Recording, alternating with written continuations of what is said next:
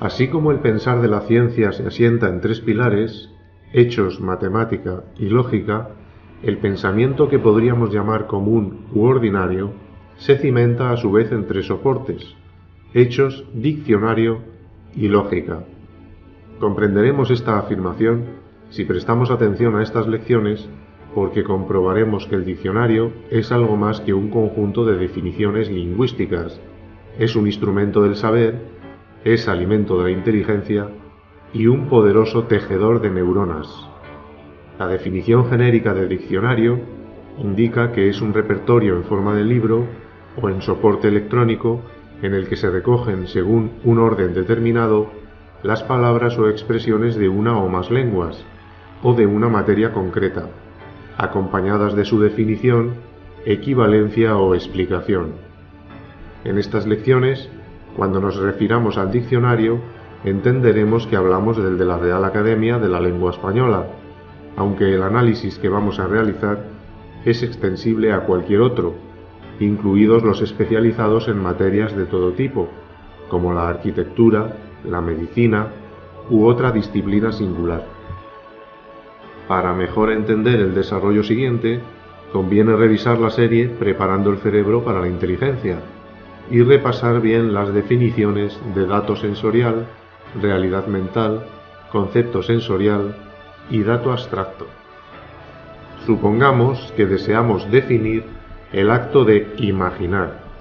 lo que implica asociar a esta palabra o signo lingüístico la realidad mental formada por el conjunto de datos sensoriales que se sienten cuando el cerebro lleva a cabo la acción de combinar otros datos sensoriales para formar realidades mentales, configurando sensaciones. Está claro que el concepto que pretendemos crear es sensorial, lo que significa que es indefinible en términos lingüísticos, porque se compone de un signo gráfico, la palabra imaginar, asociado a la realidad mental nombrada y percibida como la acción cerebral de imaginar. Y ya vemos en ello el problema que debemos manejar si queremos definir un concepto sensorial con términos de un lenguaje, porque estamos obligados a establecer esquemas circulares que provocan indefinición, o para disimular este defecto, habremos de servirnos de otros conceptos sensoriales que a su vez quedarán indefinidos por el mismo motivo.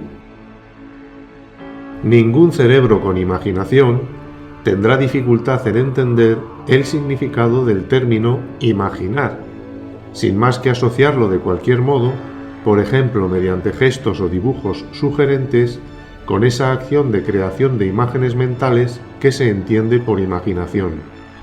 Sin embargo, el diccionario debe servirse solo de signos escritos llamados palabras, por lo que ha de utilizar otros términos, en general más comunes, que parezcan completar la definición. Así, para el diccionario, imaginar es representar en la mente la imagen de algo o de alguien. Representar es hacer presente algo con palabras o figuras que la imaginación retiene. A su vez, la imaginación es definida como la facultad del alma que representa las imágenes de las cosas reales o ideales. Por su parte, imagen es figura, representación, semejanza y apariencia de algo. Enseguida observamos que cada palabra definida se halla presente en las definiciones de las otras, formando esquemas circulares entrelazados que no verifican el importante principio lógico ideal de que lo definido no debe formar parte de la definición, porque de otro modo se produce indefinición. Si optásemos por el significado dado a imaginar e imaginación por medio de la fantasía, llegaríamos análogamente a otro esquema circular en el que la imaginación es fantasía y la fantasía es imaginación. Con todo ello, resulta que las palabras imaginar e imaginación, a pesar de los esfuerzos realizados, han quedado indefinidas, y sin embargo se entienden sus significados. ¿Por qué? Pues porque cualquier cerebro con esta función mental siente con normalidad lo que es imaginar, y ello hace posible que esa acción se pueda nombrar fácilmente mediante cualquier signo o palabra. Ahora bien, si se piensa en un cerebro que no tuviera dicha facultad, con esas definiciones, tal órgano infortunado no podría encontrar el significado del término imaginar, por muchas palabras entrelazadas que se aplicasen a ello, quedando incomprendido para él el significado del concepto. De modo que en esto consiste el primer ladrillo del lenguaje, en el concepto sensorial, que necesita la previa existencia de realidades mentales a las que dar nombre, y con ello la misma palabra o signo extramental sirve para asociarse con las múltiples realidades mentales que se asienten en cada cerebro. Ese es el gran invento de la potencia lingüística, permitiendo que realidades mentales dispares, presentes en cerebros diferentes, compartan en cambio el mismo signo para nombrarlas. Así que el método circular del diccionario, para definir conceptos sensoriales, puede parecer formalmente incorrecto al ideal de la teoría lógica, pero lingüísticamente es inevitable y perfecto, porque no hay otra forma de dar a luz esas palabras, aparte de sugerir a los cerebros las realidades mentales que se asocian a ellas, y que han de encontrarse presentes de antemano en sus memorias, pues de otro modo, las definiciones carecerían de significado y serían inservibles. Analizando con este prisma cualquier otro término, se encuentran siempre esquemas circulares semejantes,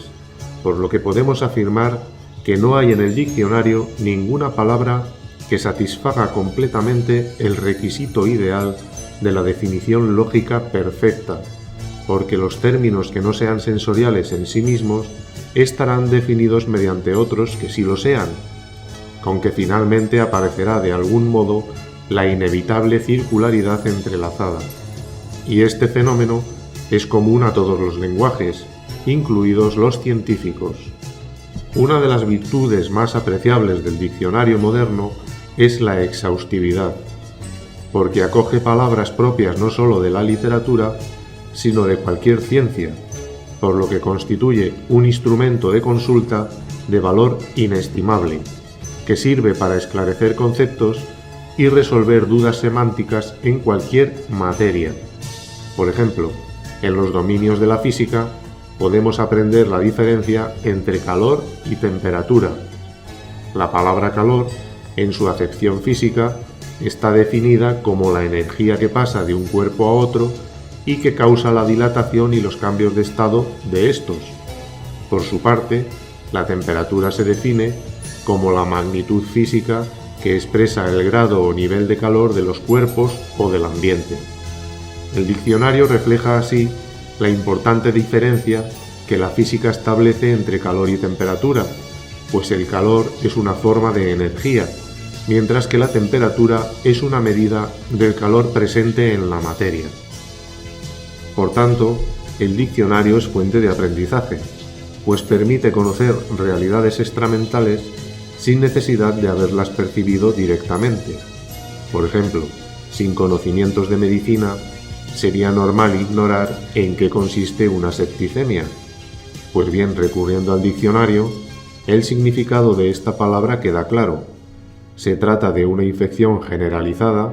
producida por la presencia en la sangre de microorganismos patógenos o de sus toxinas. Así que del diccionario brota la erudición, fenómeno que conviene tener siempre muy presente. Si se desea adquirir destreza en retórica, para exponer los pensamientos con fuerza convincente, el diccionario es un ayudante muy fiel, porque sus definiciones incluyen un estilo de gran lucidez para describir las ideas.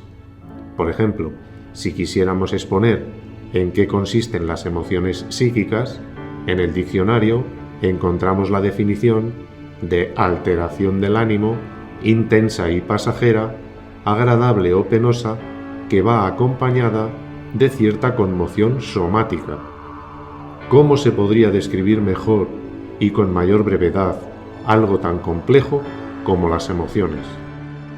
Salta a la vista que el diccionario agranda la inteligencia, porque propicia ampliar el conocimiento al margen de la propia experiencia directa, simplemente analizando las definiciones de sus términos,